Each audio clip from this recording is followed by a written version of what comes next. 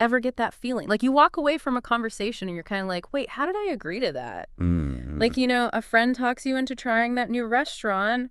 You were kind of hesitant, but their charm just worked. Or I don't know, maybe someone lays out this argument.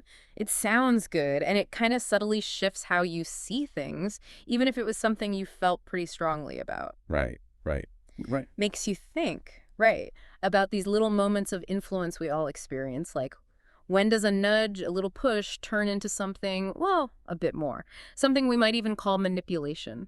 It's fascinating, isn't it? Totally. And that's actually what we're diving into today. The whole concept of manipulation, but from a philosopher's point of view. It's this force we all encounter, but we rarely actually stop to think about what it really is. And it's everywhere. I mean, think Uh, about it. We're constantly bombarded with attempts to sway us, change our minds, get us to do things. Big stuff, small stuff. It's a constant stream. So true. So, like, how do we differentiate between, someone just trying to persuade us, which seems pretty harmless, and something that feels, I don't know, manipulative? Yeah, that's the big question. I think it touches on this deep desire we all have, right? Yeah. To be in the driver's seat of our own choices and to understand what's really driving the influence we experience. Exactly. And to help us unpack all this, we're turning to the Stanford Encyclopedia of Philosophy. Okay, cool. They have this entry on the ethics of manipulation, which is a pretty dense read, I have to say. It's basically a deep dive into how philosophers through the ages have thought about and debated this complex idea. But don't worry, we're going to do the heavy lifting here. We'll pull out those golden nuggets, the most insightful ways philosophers have defined and analyzed manipulation. I like it. Yeah, break it down. Yeah, so you can actually walk away with like a clearer framework for understanding those interactions in your own life. For sure. Not just like a gut feeling of, that felt manipulative, but like a real grasp of why it might be. Smack. The word itself, manipulation, is loaded, Yeah. right? It's got Yeah. this automatic negative connotation.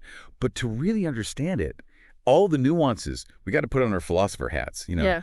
be super precise and analytical. Yeah. Like what actually makes something manipulative? Yeah. How is it different from all those other ways people try to influence us?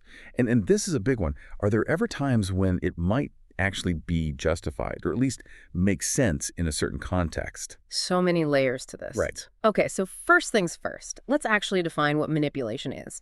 It's definitely not the same as someone flat out threatening you, right? Right. That's coercion. And it's not the same as someone presenting a well-reasoned argument, with facts and evidence. That feels more like rational persuasion. Right. So where does manipulation fit in that in-between space? Yeah. That's the million-dollar question. Yeah. And philosophers, they've been wrestling with this for ages, trying to draw those lines. And the Stanford entry jumps right into this challenge, highlighting how manipulation lives in this gray area. And to help illustrate this, they bring up these 10 tactics outlined by Irving. Okay. Super practical examples that show us what often gets labeled as manipulative in our daily lives. Ooh, give us the goods. What's on the list? Okay, so it includes things like using your charm, Okay. exaggerating, like making the good seem even better or the bad way worse than it is, Gotcha.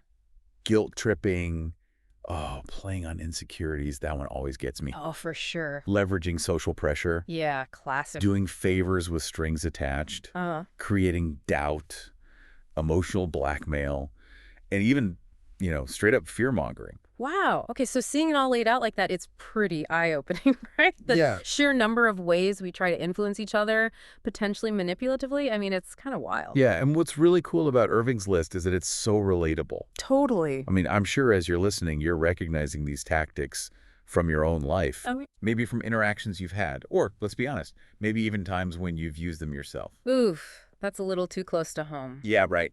But it makes you think.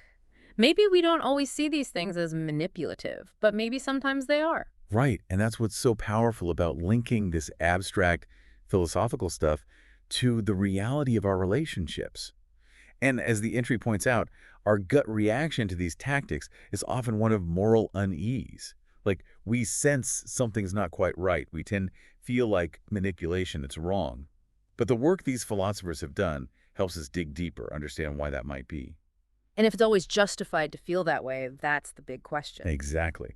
And the entry makes this interesting distinction between ordinary manipulation, the everyday stuff we're talking about, and global manipulation. Okay, global manipulation. That sounds intense. Yeah, it's more of a philosophical thought experiment. Okay. Like, imagine someone having complete radical control over another person's beliefs and desires, like programming them. Okay, so kind of sci-fi territory. Yeah, and philosophers use this idea, especially when they're talking about free will. Like, if all your thoughts, your desires, were engineered by someone else, would your choices really be yours? Oh, deep. Yeah, it's a way to explore those boundaries of our autonomy. Right, right. But like you said, that's super out there. We're Mhm. definitely focusing on the more grounded stuff today. Totally. The everyday ways we influence and are influenced. But it does make you think, if that extreme total manipulation takes away free will, do these smaller, more common manipulations kind of chip away at our autonomy in these subtle, but maybe significant ways? It's a great connection to make. And it brings us to the central challenge. How do we actually spot manipulation when it's happening in our everyday lives? Yeah, how do we know? The Stanford entry calls this the identification question. And the thing is, there isn't just one answer. Philosophers have looked at this from a bunch of different angles. Makes sense. Okay, so let's dive into some of those approaches to identifying manipulation.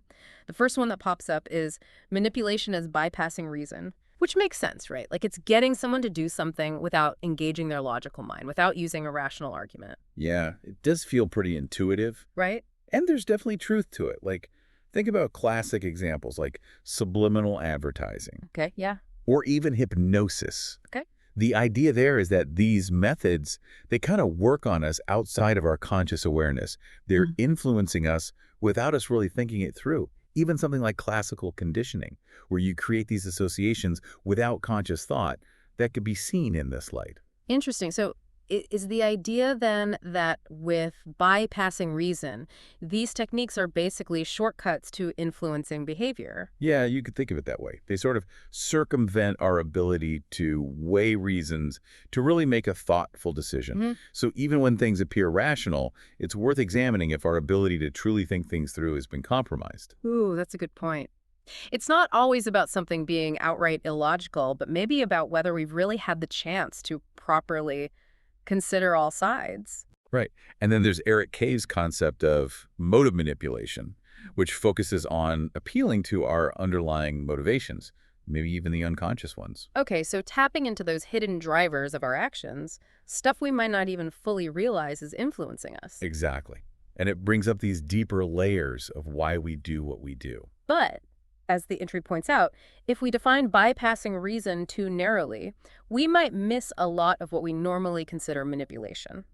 Like, those tactics from Irving's list, they don't necessarily shut down our ability to think altogether. Right. They often work by playing on our emotions, influencing our perceptions, while we're still in that rational process. Right. It's not always about turning off the rational mind completely. Yeah. I mean, even with a guilt trip, you're aware of what's being said. You're just feeling pressured emotionally to do something. That's a great point. And it leads to another way philosophers have looked at this, which is manipulation as covert influence. Covert influence, okay. Yeah, where the person being influenced isn't even aware it's happening. They're being swayed without realizing it. Ooh, sneaky. So if you don't realize you're being influenced, how can you possibly fight it or evaluate whether it's a good or bad thing? Exactly. In this perspective, it's been explored by folks like Alan Ware and more recently by Susser, Rosler, and Nissenbaum. They really emphasize this hidden aspect of influence. They argue that it's not just about outright lies. Mm-hmm. Sometimes it's about subtly shaping someone's mental state, their beliefs, emotions, even desires, in a way that's not good for them, even if no lie is actually spoken. Makes you think about all the subtle ways we're influenced every day, especially online. Like the algorithms that curate what we see on social media, are they subtly shaping our views in ways we don't even fully grasp? Yeah, that's a perfect example. Yeah. It's not about someone telling us what to think. It's about subtly nudging us in a certain direction. Mm-hmm. But here's the thing. The entry also points out a problem with this definition. Okay. A lot of manipulation isn't covert at all. Yeah, good point. Think about nagging or peer pressure. Like, it's pretty obvious what's happening. You know someone's trying to get you to do something. Right. You're totally aware of the pressure, even if you hate it. Yeah. So maybe it's not about the influence being hidden, but rather the intention behind it. Okay, so like someone pretending to offer helpful advice when their real motive is completely selfish. The entry mentions Bellarad and Whitfield's work on this, the whole idea of concealing your true motives. Yeah, exactly. The manipulator wants you to believe their reasons are different from what they really are. Think about the classic villain in a movie. pretending to be your friend while secretly plotting against you. Yeah, two-faced. Right, that hidden agenda is what makes it manipulative. Uh, Or, exaggerating the good things about something while downplaying the risks.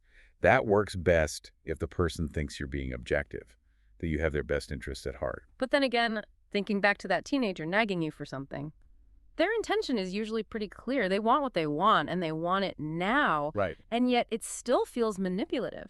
Yeah, and the entry actually touches on this. Like, even when the manipulator has plausible deniability, meaning they could deny having bad intentions, the tactic can still feel manipulative.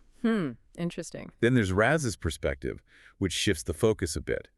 He argues that manipulation isn't primarily about limiting someone's options. Okay. It's about distorting the way they make decisions, how they form their preferences, or how they come to adopt certain goals. It's about introducing these non-rational influences into their thought process. That feels closer to capturing a lot of those trickier examples. It's not always about outright lies, but maybe about playing on emotions or biases in a way that skews someone's judgment. Exactly. But the entry immediately points out a nuance here. Not all non-rational influences feel manipulative. Oh, right. Good point. Like, think about those graphic warnings on cigarette packs. Okay, yeah. They definitely appeal to emotion, right? Yeah. But most people wouldn't consider them manipulative in the same way as, say, a targeted ad that's designed to exploit your deepest insecurities. Right, there's a difference. Even those appeals to empathy, the ones that try to get you to feel what someone else is feeling, they often bypass purely rational thinking. But we often see them as positive forms of influence. Yeah, like it's good to be empathetic. It's important to connect with other people's emotions. Right. And then there's this counter argument that Goran brings up, which is really interesting. He says that manipulation can happen even when you're giving someone totally good reasons, if your underlying intention in giving those reasons is manipulative. Ooh, that's a tricky one. The entry gives this example of James and Jacques. James is trying to convince Jacques to become an atheist, not because James genuinely cares about Jacques' beliefs, but because he wants Jacques to disinherit his son, and James will benefit from that. Wow, that's messed up. It's a pretty stark example. James isn't lying to Jacques, but his hidden motive, the whole wanting Jacques to die and leave him money thing, casts a shadow over the whole interaction. It really shows how intention matters. Right. It challenges the idea that manipulation is only about whether the information is true or not. Totally. Okay, so this idea of bypassing reason, with all its variations, it seems complex, Yeah. but maybe not the be-all and end-all of defining manipulation. So what other big categories have philosophers come up with? Well, another big one is manipulation as trickery. Okay, trickery. I feel like that's a word we use a lot when we talk about manipulation in general. It is, and it makes sense because it has a close connection to deception. It's a theme that runs through both our everyday understanding of it and a lot of the philosophical analysis. Right. And Gooden's test for manipulation, asking if the influence is deceptive and against the target's will, seems pretty straightforward. Like, is someone tricking you into doing something you don't want to do? Yeah, it captures a good chunk of what we'd call manipulation. And of course, the whole world of advertising, with its potential to create false beliefs or misleading associations, definitely fits this model. Totally. Like, think about those old cigarette ads that heavily implied that smoking a certain brand would make you super cool and attractive. Oh yeah, classic. That's a clear attempt to create a link in your mind that has no basis in reality. Right, a total trick. And Scanlon also talks about manipulation in terms of creating false beliefs and expectations, especially in the context of promises and agreements. Okay.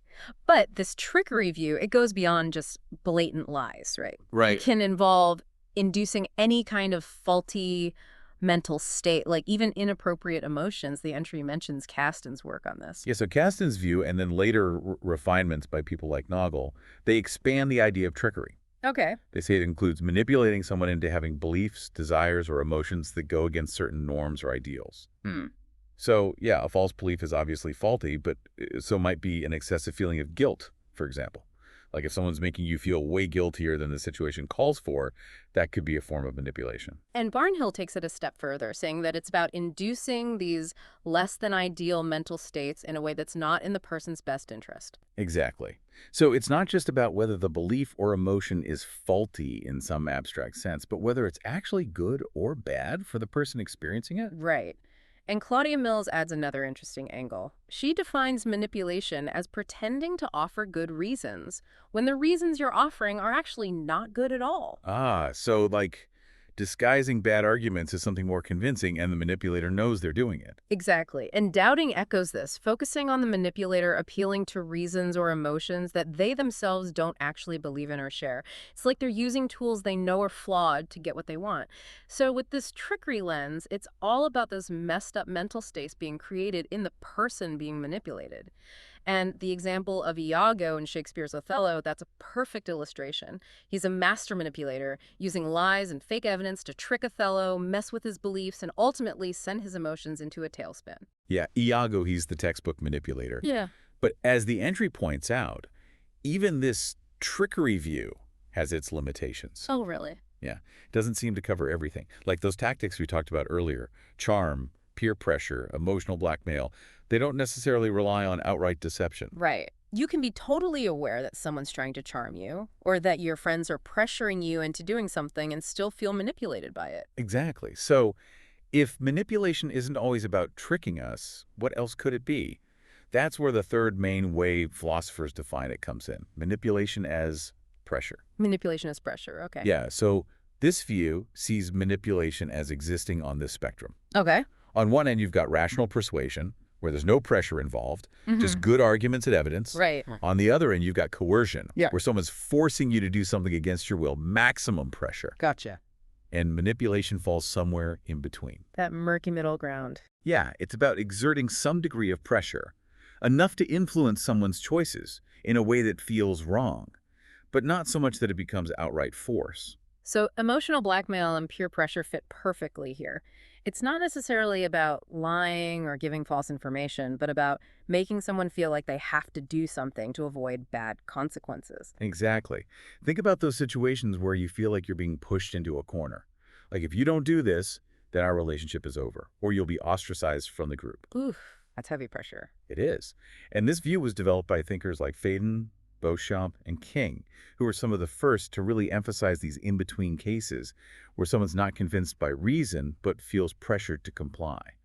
Feinberg, Kligman, and Culver, they also contribute to this understanding of manipulation as being on a continuum of influence. And this pressure model, it seems to explain those tactics of charm and emotional blackmail that the trickery view struggled with. It does, but the entry points out a limitation here, too. Oh, there's always a catch. Yeah, well, it's philosophy. It's all about nuances. Fair enough. So this pressure model, it doesn't easily explain those manipulations that rely more on deception than on direct pressure. Okay. Like, think back to the example of subliminal advertising. If it really worked and influenced our choices, we'd probably call it manipulative. But it's not really putting pressure on us in the same way a threat or social exclusion would. That's true. It's more about messing with your subconscious than directly pressuring you. Exactly. Okay, so it seems like no single definition, whether it's bypassing reason, trickery, or pressure, fully captures everything we intuitively consider manipulation. You got it. And that's what leads to these more complex, multifaceted approaches. Okay, so like multiple ways of looking at it. Right. The Stanford entry then moves on to explore disjunctive, hybrid, and other views. All right, let's hear it. So Ackerman, for example, suggests that the very term manipulation might be too broad. Like, maybe it covers a bunch of related features, but there's no single one that's absolutely essential for something to be considered manipulative. Interesting. So it's more like a cluster of characteristics. Right. Then you've got Rudnow, who offers what's called the disjunctive view. Okay. Disjunctive. Yeah, he says manipulation happens if there's either deception or pressure involved, or maybe taking advantage of someone's weakness. It's trying to encompass both of those main aspects we've been talking about. Okay, so it could be either one or both. Right. And other philosophers have taken this either approach too. Okay. And then you've got hybrid views, like the one proposed by Greenspan, Okay. which suggests that manipulation actually needs both pressure and deception to be present. It's that uncomfortable space where you feel tricked and pressured at the same time. Ugh, the worst of both worlds. Right. But even here, the entry points out that we can probably find examples of what we'd call manipulation that seem to use pure pressure without much deception, or pure trickery without any real pressure. So maybe that hybrid view is a bit too neat and tidy. Yeah, maybe. Yeah. So then the question becomes, what's the common thread that links all these different forms? Yeah, if there's no single definition, what's the underlying thing that makes them all feel manipulative? That's the big puzzle philosophers are still trying to solve. Barron suggests that we might need to focus on the underlying vice. Okay, the vice. Yeah, like a kind of excess or flaw in how we try to influence others. It's not just about what we do, but how we do it, when we do it, and why we're doing it. So it's more about the spirit in which the influence is exerted, rather than specific tactics. Right. And then there's Klink, who focuses more on the manipulator's mindset, suggesting that it involves influencing others negligently, like not really caring about whether your methods are fair or whether they respect the other person's autonomy. Okay, so it's a carelessness about the other person's well-being. Exactly. These broader perspectives, they look at the character of the person doing the influencing or their underlying intentions.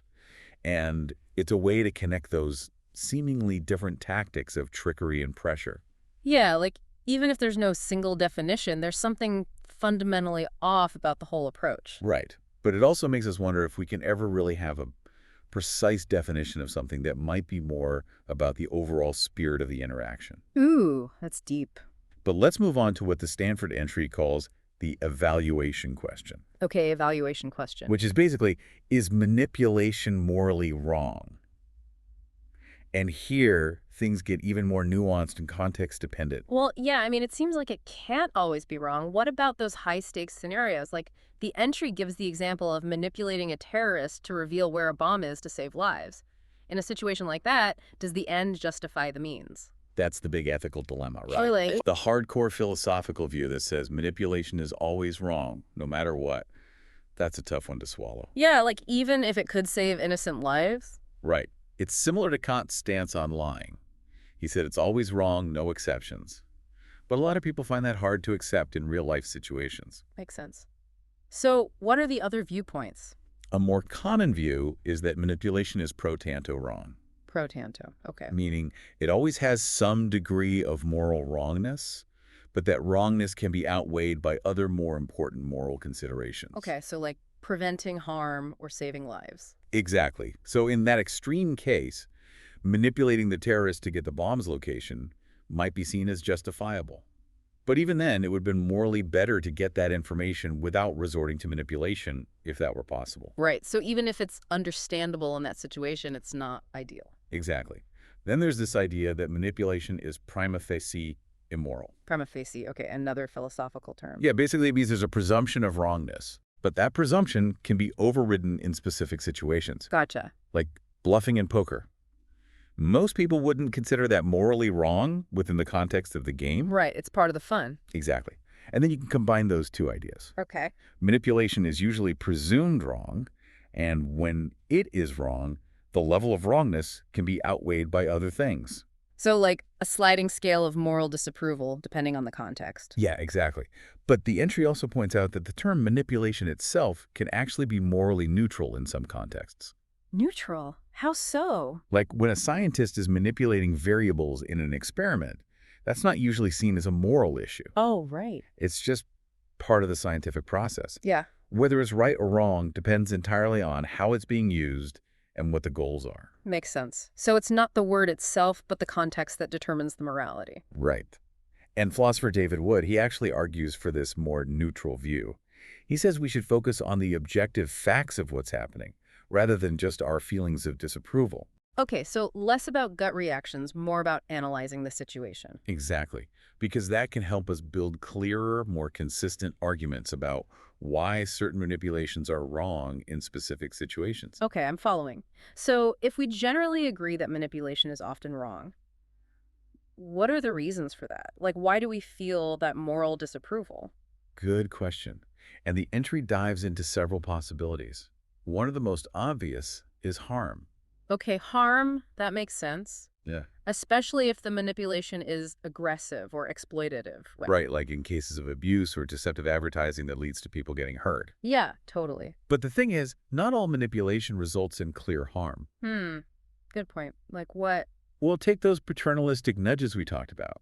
Like maybe someone manipulates you into doing something that's actually good for you in the long run. Okay, so like tricking your friend into going to the gym even though they're resistant. Exactly. It might benefit them, but it still feels manipulative because it sidesteps their own decision-making process. Right, so it's not just about the outcome, it's about how you get there. Exactly. So harm alone, it's not the whole story. Okay, what else is there? Well, another big reason why we see manipulation as wrong is that it undermines autonomy. Autonomy, right, that freedom to make our own choices. Exactly. It interferes with our ability to make truly free and informed choices. And that can invalidate genuine consent. Because if you're being manipulated, are you really choosing freely? That's the argument. Yeah. And it really gets to the heart of why we value self-determination. But of course, there's a counter-argument. Always a counterargument. Always. So philosopher Sarah Buss, she suggests that manipulation doesn't always eliminate choice completely. Oh, okay, interesting. And she says that sometimes autonomous individuals might actually consent to certain forms of influence, like maybe in the context of close relationships, like romantic love. So like a little bit of manipulation might be part of those close dynamics. That's what she's suggesting. It's a bit of a controversial idea. Yeah, I can see that. But the entry pushes back a bit, saying that even if there's some level of choice left, manipulation can still damage autonomy by introducing those faulty beliefs, inappropriate emotions, or pressure that we've talked about. Right, because those things cloud our judgment. Exactly.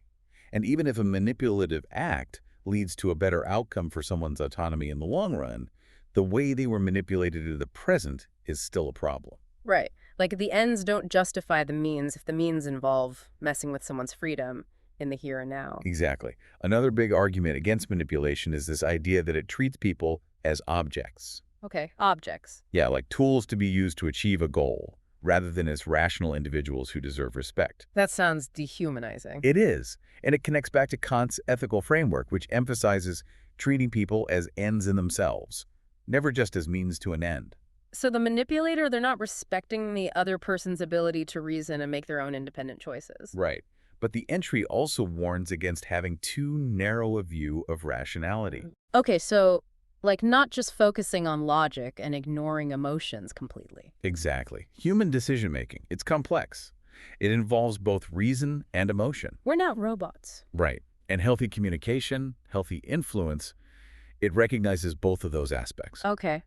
But the manipulator, they often exploit vulnerabilities or bypass that genuine, respectful engagement. So it's more about the manipulator's attitude towards the other person. Right. Gotcha. And beyond harm and autonomy, the entry mentions some other reasons why manipulation might be wrong, like the manipulator's character flaws or the violation of norms in relationships. Yeah, so like if someone has a tendency to manipulate others, that might be a sign of a moral failing on their part. Okay. And in relationships where trust and open communication are expected, manipulation can be a betrayal of that trust. Right. It breaks those unspoken agreements. Exactly. It really shows how many different ethical considerations are involved in this whole discussion. So much to unpack. There is. And on top of all that, we also have to consider some further complexities, like the difference between manipulating people directly and manipulating the situations or environments they're in. Oh, that's interesting. So like setting someone up to make a certain choice without directly manipulating them. Yeah, exactly. The entry gives this great example of a malingerer, someone faking an illness. Okay. He manipulates the police officer through psychological trickery, trying to deceive him about his condition. Right. But he manipulates a psychiatrist by exploiting the rules and procedures of the hospital itself. So it's like playing the system instead of playing the person. Yeah, and philosopher William Riker, especially in the context of politics, calls this kind of influence heuristic. Charismatic. Okay. It's strategically structuring things, the environment, the choices available to achieve a certain outcome. It's a way of influencing without directly targeting someone's thoughts or feelings. So like changing the rules of the game to favor a particular result. Exactly. And the entry raises this question.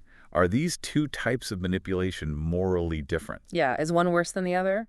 Or are they both equally problematic? That's a tough one. Yeah.